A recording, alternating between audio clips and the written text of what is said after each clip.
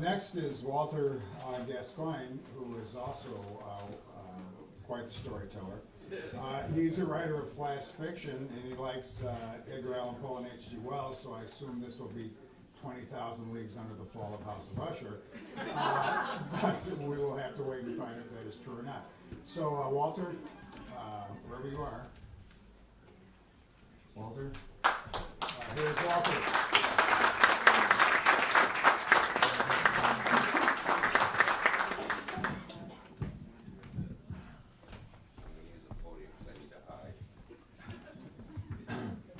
Hi.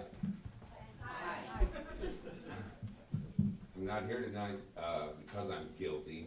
I'm here because I know I'm innocent, and I'm here to prove it to each and every one of you. It started 2 years ago when I married the most beautiful person in the world, Christine. Beautiful blue eyes, long black hair, big.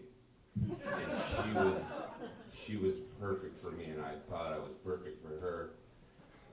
When we got married, we were in our 40s. Our kids were already grown. We had several grandkids already. We decided to take our honeymoon in November, of course, Thanksgiving, to Colorado. And we were going to go see the mountains. We both love to see new things, and we've never seen the mountains. And we weren't going there for skiing. They just legalized marijuana last year, so we had other plans. When we got there, it was a rental car in Denver, traveled 2 hours up through this beautiful mountain web thing. It was just gorgeous, and it really solidified how I felt for her, and I think how she felt for me.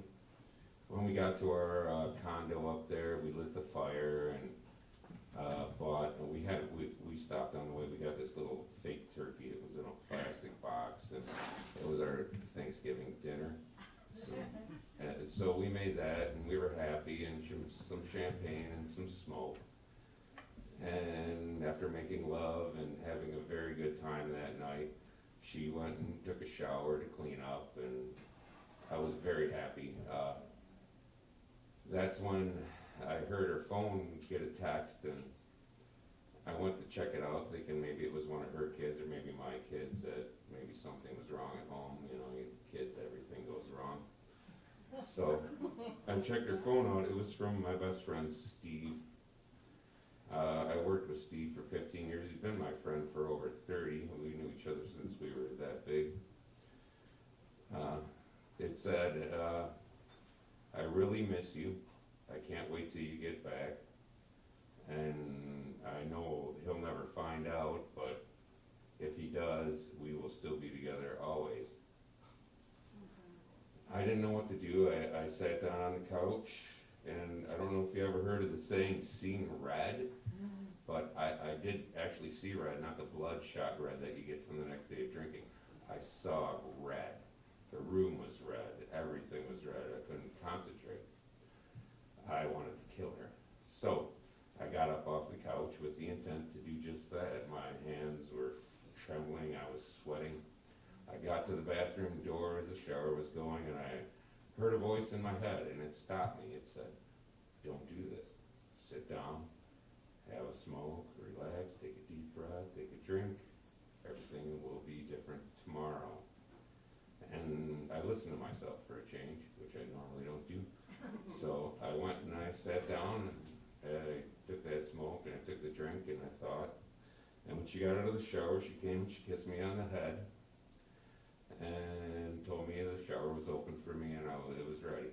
So before she could see me crying, I got up off the couch and went in there and took my long shower, very long, and thought long and hard.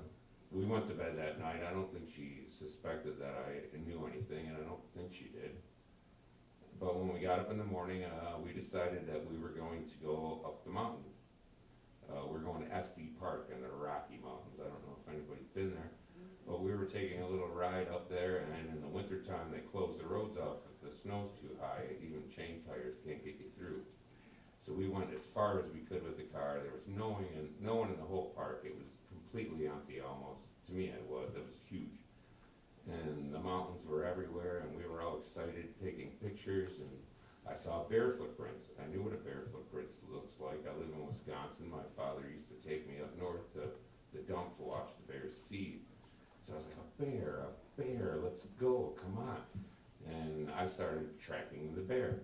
And she was like, no. But before she could say anything, I guess I ignored her, and I kept going, and she had no other choice but to follow. And I went up this hill, which was on the side of the mountain, and when I got to the top, there was a clearing, and the bear was on the other side, and he was breathing in the air, and sniffing, and doing what bears do, I guess, and she came running up behind me as I was taking in this bear's majesty, and she touched me on the shoulder, saw the bear, looked at me first, saw the bear, screamed, ah! And then the bear screamed, ah! And then I screamed, ah! And the bear came charging towards us. I ran down that mountain. I was completely down the side of the mountain, and I'm probably 30 seconds compared to the 5 minutes it took us to get there. And when I looked behind me, when I got to the car, she was not there. So I booked it up the mountain, yelling her name the whole time, where are you, Christine, where are you? I got to the top again, to the clearing, and all there was a shape of a snow angel, basically, is all I could say. It was flattened out and roughed out. Bear tracks came to it, her tracks led nowhere, and the bear's tracks led off again. There was no blood, there was no clothing, there wasn't anything. I couldn't get a signal on my cell phone. I was panicking, crying her name. I ran back to the car again, drove down the mountain until I got a signal, called 911. The police came, DNR came, the state park came. You guys might have read about this last year. And everybody was looking for a bear. So I was trapped, I was trapped in the police department while they were interrogating me, thinking that I would have something to do with this, even though I loved her with all my heart. And eventually, they came back to me after 5 days of interrogation, 12 hours a day, wearing me down, trying to say that I was the one that murdered her. They came back and told me that they had found the bear, had killed the bear, opened the bear's guts up, and found no human remains. And I was as puzzled as they were. There was no explanation for it, but they had to let me go. They told me that if anybody had any questions, they will be in contact with me. They know where I live.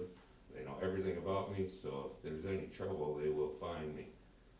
I came back to Kenosha the following week after being detained and went to her funeral where her father was and mother, and I was accused of doing something unnatural to her. I was the cause of it. I made her run off or something, and I got punched at the funeral.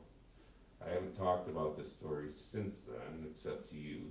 This is the only people that have let this known. But